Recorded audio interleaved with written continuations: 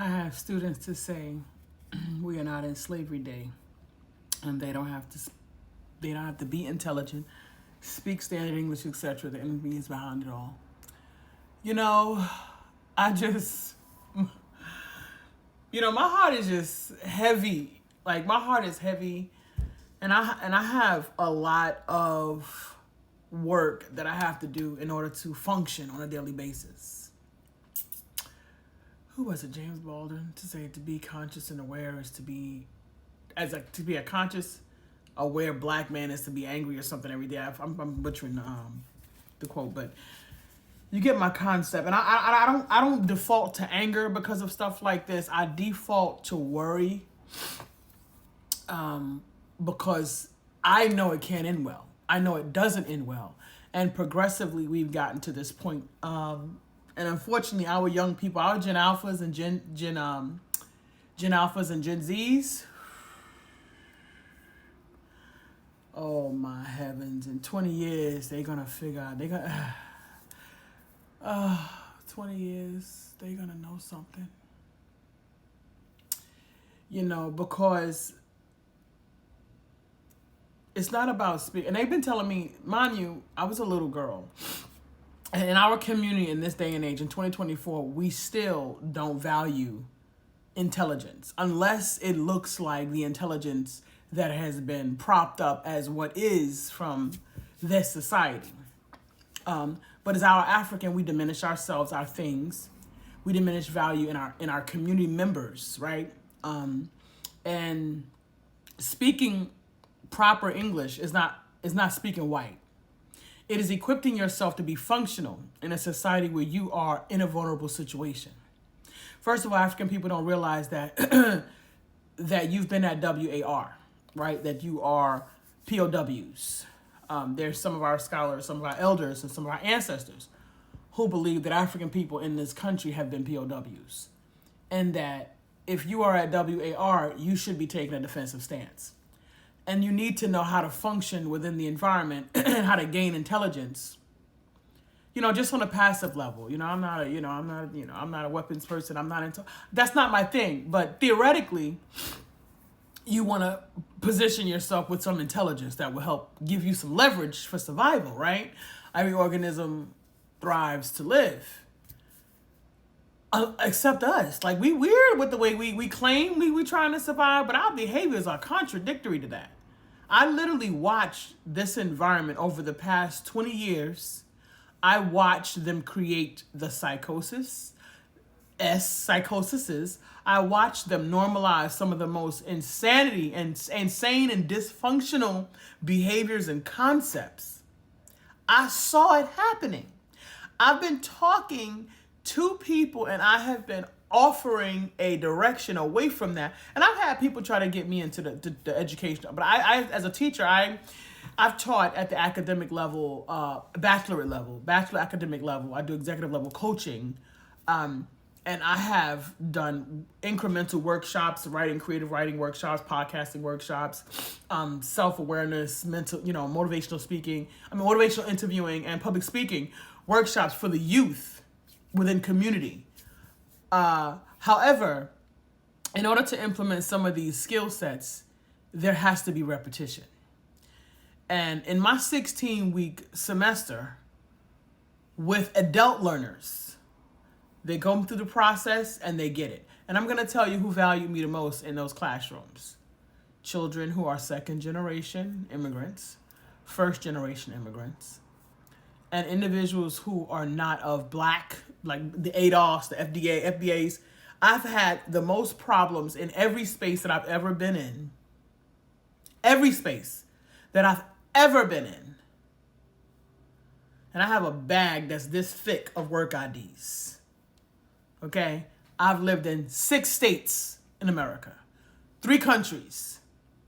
I'm saying to you, the hardest experiences that I've ever had has been FBA or ADOS people. Because of their lack of personal value and self-worth within themselves, that they don't value and offer reciprocity, care, and affection to other black ADOS, FBAs.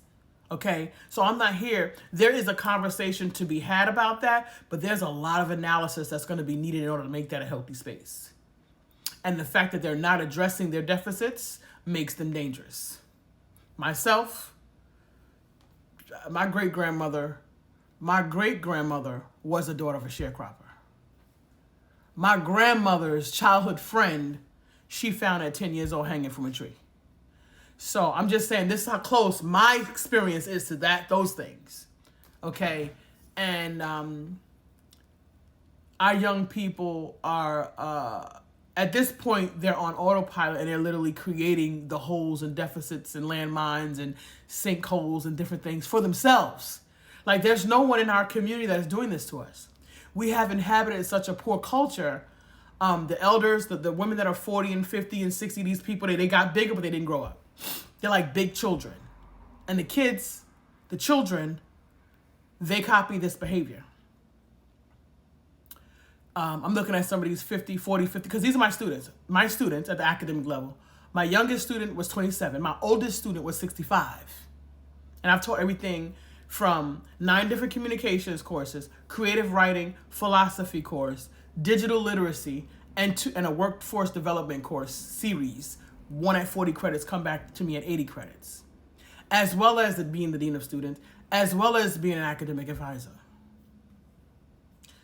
So I'm saying all of this to say that I'm in this space practicing these ways of being in these African-centered value skills, giving people worth.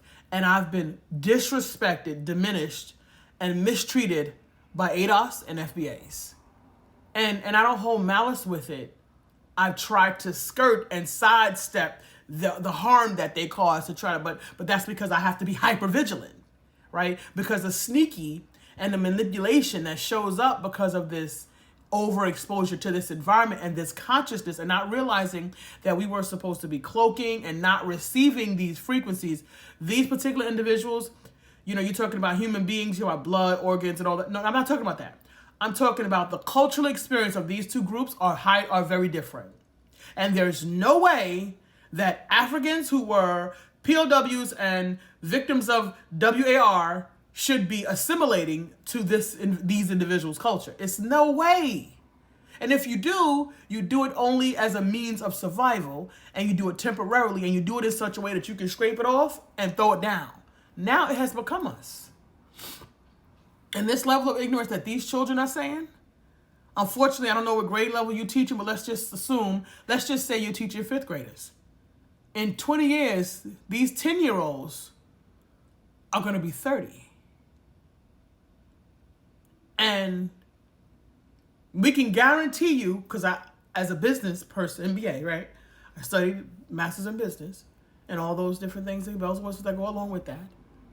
I'm here to tell you that if you are incapable of speaking and presenting a skill of value, in 20 years, what are they going to do with you?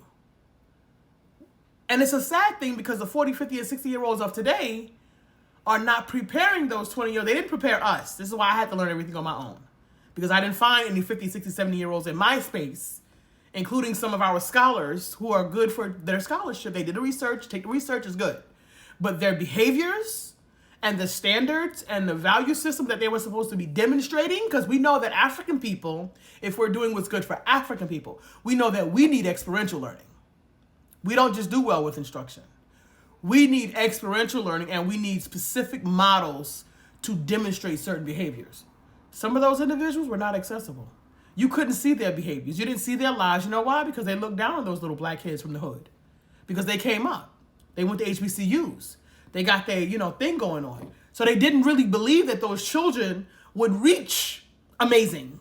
They didn't have that in their spirit as they administered education. And it affected them. I am a product of that. Thankfully, I was smart enough to create my own avenue.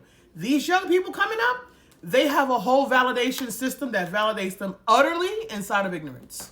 So they're not even looking nowhere else other than that. So where that track lead them? That track is not leading them to nothing good.